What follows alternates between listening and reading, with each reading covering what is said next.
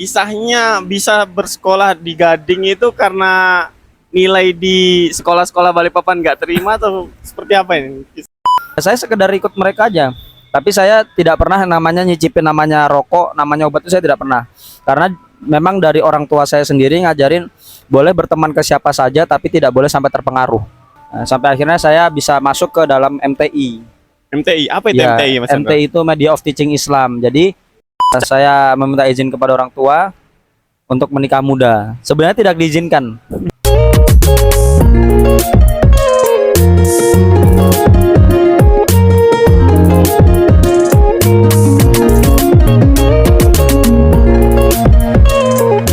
Oke guys, assalamualaikum warahmatullahi wabarakatuh. Kembali lagi bersama saya Doni Pamungkas dalam acara podcast Peduli Gen Z.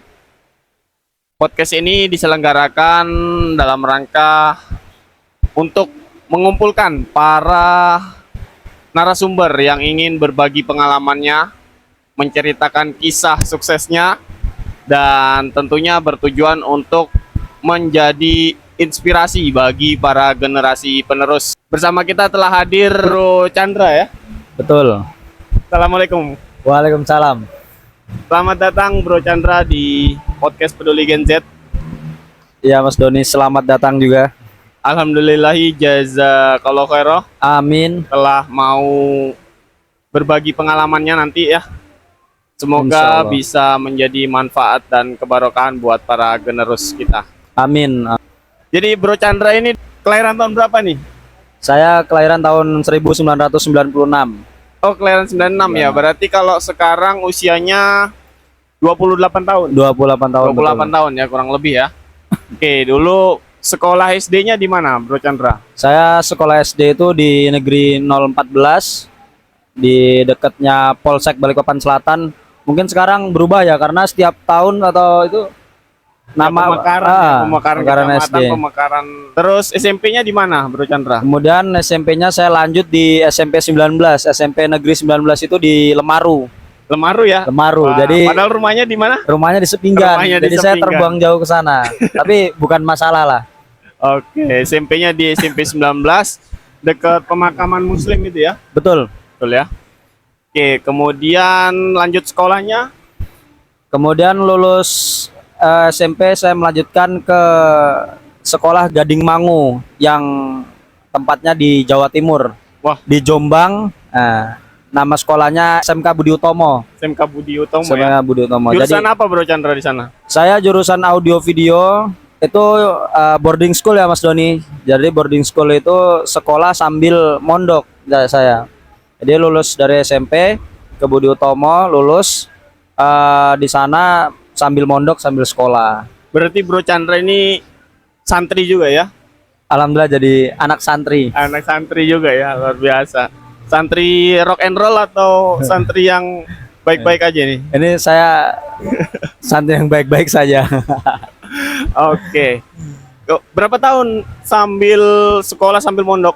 3 tahun Mas Doni. Jadi saya mondok di sana 3 tahun sambil sekolah sambil mondok itu 3 tahun sampai lulus. Oke. Kemudian sambil mondok berarti sempat jadi mubalek juga ya? Ya betul, mubalek. Alhamdulillah.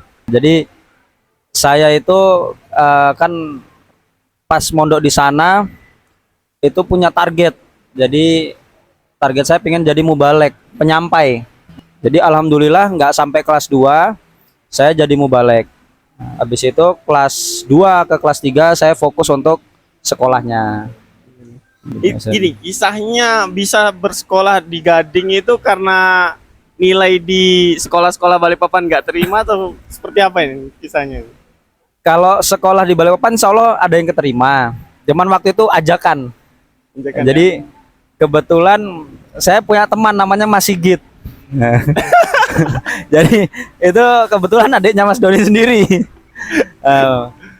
Mas Sigit ini waktu itu lulus kan beliaunya di Penajam, adiknya ya di Penajam lulus, pengen mondok ke Gading, kemudian nggak punya teman, akhirnya ngajak saya lah.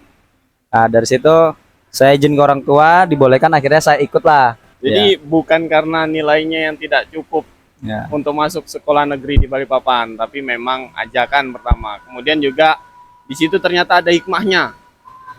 Mas Chandra dan rekan-rekan tadi bisa sambil sekolah, sambil mondok. Jadi mubalek mubaligot. Kemudian setelah lulus mubalek, tugas pertama di mana? Saya lulus pertama lulus SMK nih ya, dari lulus sekolah itu saya mondok tugas mubalek di Jogja, tepatnya di kelompok Babarsari, di depan Bandara di Sucipto. Dan yang kebetulannya lagi saya satu kelompok dengan istrinya Mas Doni.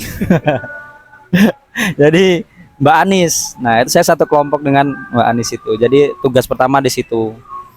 Nih, kebetulan juga di situ banyak orang Balikpapannya di kelompok situ, termasuk kakak iparnya Mas Doni juga.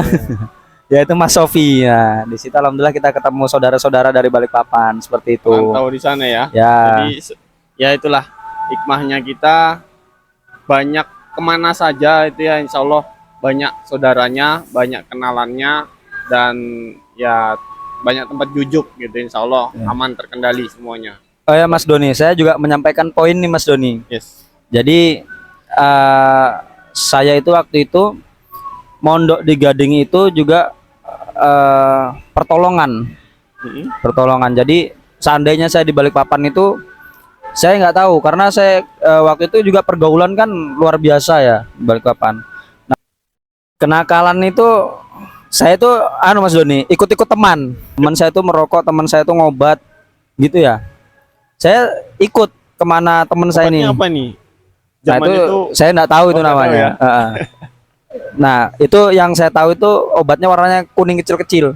Waktu itu ya saya sekedar ikut mereka aja.